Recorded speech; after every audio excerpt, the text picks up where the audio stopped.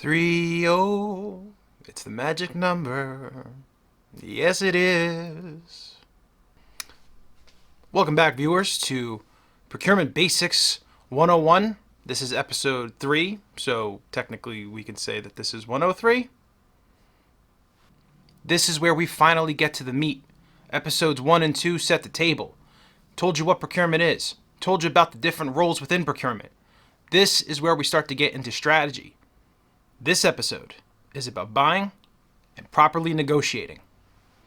Now, if you know some procurement people, especially some old school procurement people, they'll probably tell you stories about back in the day in the golf courses, handshake deals over martinis. While I don't doubt that those type of situations still occur, it happens a lot less frequently. This video is going to cover the basic tools and strategies that most organizations use today to negotiate prices down. And it doesn't involve martinis, sadly. For your benefit and for mine, let's hope that this video doesn't go 40 minutes. My plan is to give you sort of a cheat sheet of some basic concepts and some strategies to negotiate pricing. Now, if you want to go deep, if you want to really start to study negotiating and contracting, I'm going to give you 2 recommendations. Books. Number 1, a great book on negotiating is called Never Split the Difference by Chris Voss. It's $19 on Amazon. I highly recommend it, and there's even an audiobook version if you're not into reading. The second book is The Contract Negotiation Handbook by Stephen R. Guth. It's $40, but it's a really good book. Typically, when I have new employees that are doing negotiation roles, I usually go out and buy them that book. It's the first thing I tell them to do is to read that book. It was written a while ago, but it's still really good. So, highly recommend it. And he actually wrote a series of books on how to negotiate specific types of contracts, like software contracts. So, he's got a series, so you might want to check them all out. I'm going to tell you what the worst part about procurement is. History. I'm not talking about history books. I'm talking about the fact that most of us who are doing a job today don't have the luxury or the opportunity to walk into a completely brand new corporation who's doing everything brand new and can leverage the best of the best practices that are net new and all of the books that are being written today and leveraging all of the best technology. Most of us have worked for places that have been around for a while. They have culture, they have history, and there are layers upon layers of mistakes and problems. If you work in procurement, part of your job is being a detective. Again, unless you have the luxury of working for a completely brand new baby company, you're going to be going in to an organization. You're going to be trying to find old contracts, read old contracts, hope that all of the documents and all of the amendments are still there. You got to go through a whole bunch of history to understand the payments, the structures, when the contract ends, etc., etc. In addition to rummaging through old documents and trying to find contracts, you also have to understand the relationship between a supplier and your business partner, your business customer. In many cases, those business customers, they have a favorite supplier, they don't want to move away from somebody, or maybe they hate a supplier that's actually doing a good job for some reason. There's history. It's not always clean. It's not always just about service level agreements and contracts. There are people involved, and you have to understand the people elements of these relationships and contracts. And then you also have to deal with the fact that the supplier that you're working with also has history. So you may be in a situation where supplier A bought supplier B, who bought supplier C, and then combined supplier ABC, spun merged into supplier D, and they're all operating under different contracts and histories. I'm looking at you, Hewlett-Packard. So before you can negotiate a new contract or bring in a new supplier, there are a whole bunch of things that you have to do. You have to check on before you can move forward. You have to do research on if there are suppliers that are playing in that space who are legitimate competitors. You have to make sure that you didn't already have a relationship with that supplier in some previous incarnation and they royally messed up. If you have an existing supplier that's already providing a good or service, you have to check when the last time you negotiated the rates. It could be that you renegotiated terms and prices the previous year and now's not the time to rattle their cage. Or it could be that it's been the better part of a decade and you haven't renegotiated rates and it's time to crack that clam open.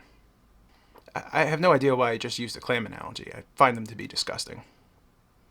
One of the hardest things to do in procurement, if not the hardest thing, is to determine what is an appropriate rate for a good or service.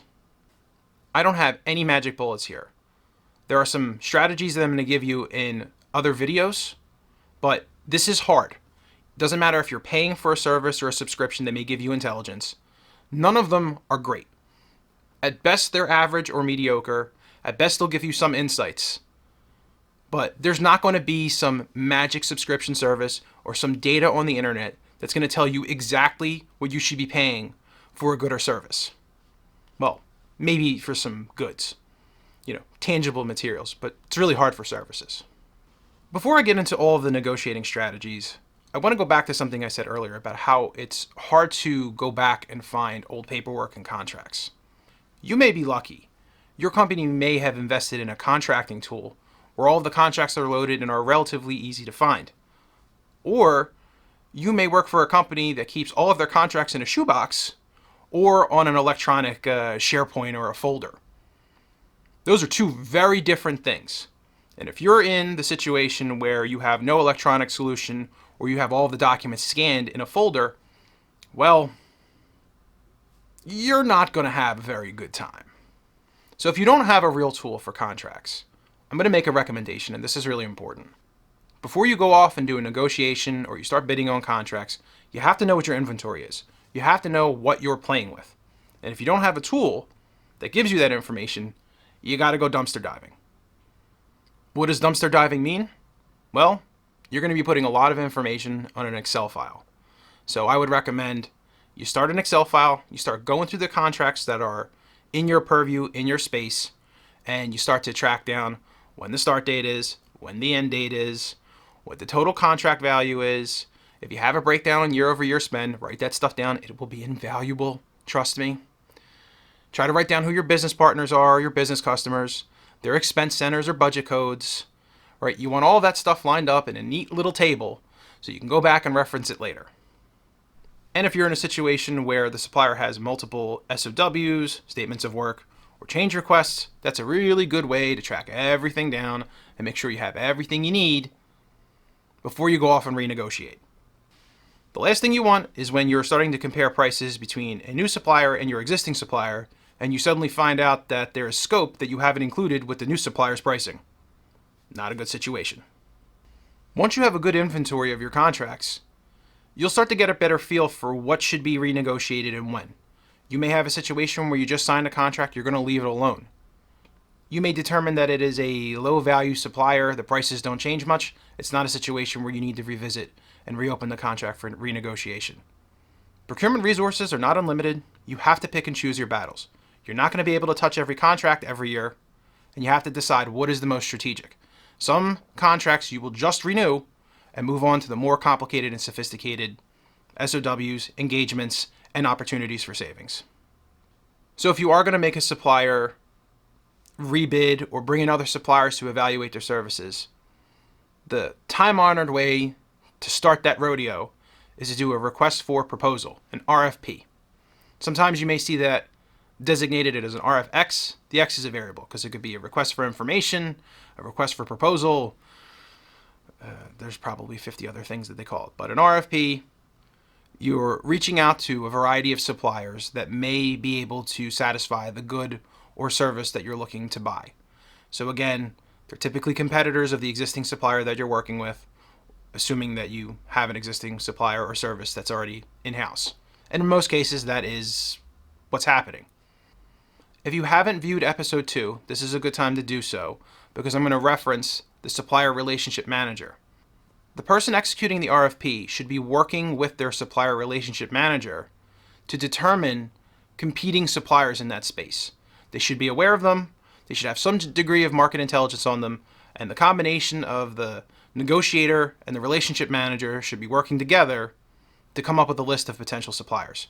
In many cases, these are suppliers that you're already doing business with for other accounts and for other services. An RFP is a great opportunity to address some of the ills of an existing supplier. If you have a situation where the certain supplier is not responding fast enough, they're not getting goods fast enough, if they're providing software, their uptime isn't great, this is a great time to restructure your requirements because when you push it out to bid, all of the other suppliers will be negotiating that. So even if you never have the intention of changing the supplier, you're going to change the variables and what you're paying them on, whether it's, again, uptime or some other component of the service they provide, response time, delivery time. You can get them to improve that contractually and also reduce price. That's the beauty of an RFP. You're getting multiple suppliers to compete for your business, and they're all very aware that this is happening. But it's extremely important to set very good requirements when you send that RFP out. If the requirements aren't good, all the responses are going to be terrible, and you're going to be spending all of your time reworking those responses to make sure you're getting the things that you need. You have to be clear, and you have to make sure that your customer is clear on what they want. The second great pricing reduction tool is a good old-fashioned reverse auction. Auctions are fun, they're dramatic, they're visual. This is a situation just like an RFP where you're bringing a bunch of suppliers together, they're competing for your business, and what happens is they're logging into a tool, they're setting their prices, they're watching their competitors do the same, and then they're consistently dropping the prices. You get to sit there and watch the prices go down. You get to sit there and basically watch the supplier do your job for you. Auctions are awesome, and it is extremely cool to watch the supplier bring those prices down, but you're building a trap. An auction is a trap that a procurement person is building for a supplier. The supplier knows that they're walking into the trap, but you have to design it. You have to have an expected outcome. I'm going to say this, and it's a PG-13 word. You cannot half-ass the design of an auction. You may have situations in auctions where you can award multiple companies parts of your business. You can parcel out certain pieces of the work to multiple parties. So you have to be very careful in how you design it, and you have to have a strategy on what you're expecting to do. One of the benefits of splitting the awards out is that you're keeping all of the suppliers active and engaged. They may be losing horribly in one area, but they know that they might be able to win another section, so they're staying in the game. It's all psychology. You have to know how to play it. As I mentioned before, you may have a situation where you've recently signed a contract or you have a business customer that does not want to change suppliers and they don't want to do an RFP event. And we can talk about the politics of that. You should still push for these situations because it's for the benefit of everyone. But let's assume that you're not in a position to do that. Then you're forced to leverage the existing data that you have with a supplier. Let's say that the supplier hasn't been hitting all of their service level agreements. Let's say that their delivery has been slow. Let's say there's been some issues with performance. Let's say that there's issues with the overhead. They've been turning over staff that you've outsourced to. All of those things can be used to help drive prices down when you're in the middle of a renegotiation. You can also threaten an RFP. No incumbent supplier wants to go through an RFP event. It's their business to lose. They don't want to be put in that situation. So you can push on them to reduce prices to avoid an RFP event. Now, that's not something you can consistently do. At some point, you're going to have to do the RFP or an auction, but you can threaten through a couple of renewal cycles. A related point to performance data is market data. As I mentioned earlier, it is extremely difficult to get good market data, to get good pricing data about suppliers. However, it is relatively easy to get information about suppliers in general, whether it's organizational changes, stock performance, other market conditions, leadership leaving, divestitures and mergers, being successful or failing. All of that is data that you can use to negotiate.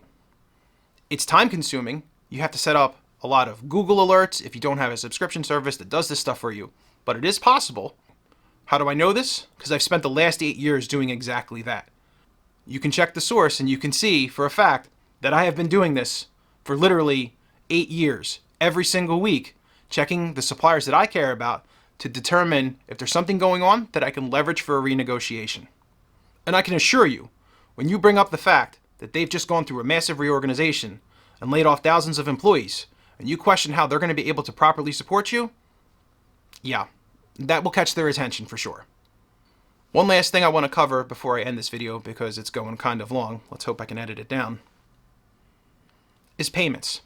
Once you've landed on a supplier that you want to do business with, that you want to sign a contract with, before you celebrate at the signature and everybody's happy, make sure you understand how the supplier is getting paid and when the supplier is getting paid. Now, we're going to go deeper into this in another video, but I think it's important to cover some of it here.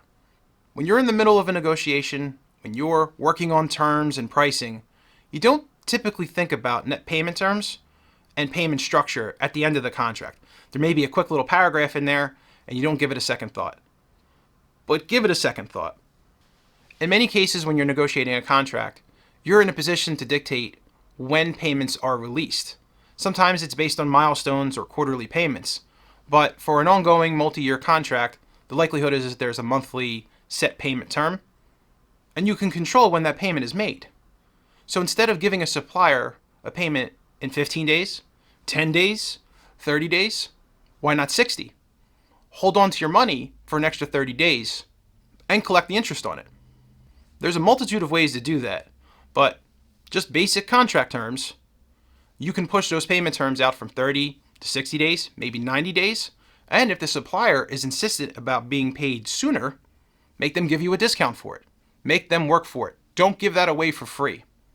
And since I am someone who is currently in procurement operations, I would be remiss if I didn't also say, when you're signing that contract, make sure you understand how the supplier is going to get paid. Is it a purchase order? Is it an electronic check? Is it a manual check? Is it some other type of payment term? Is it a credit card? Understand that before you sign the contract, or as you're signing the contract. Make sure that your accounts payable department is aware. Make sure all of those steps are lined up. You don't want to be 3 months out from contract signature and the supplier is knocking on a VP's door saying, we didn't get paid. Understand how the supplier gets paid. It's not time consuming, but it can be extremely time consuming after the fact. Having to track all that stuff down, trying to find out where a manual check went, that can kill a whole day. So avoid it, be proactive, and understand how your suppliers are paid. So that pretty much covers episode number 3. Thank you for watching. Again, hopefully it wasn't too long. Fingers crossed. I appreciate you taking the time to watch this video, and we'll be back next week with another one.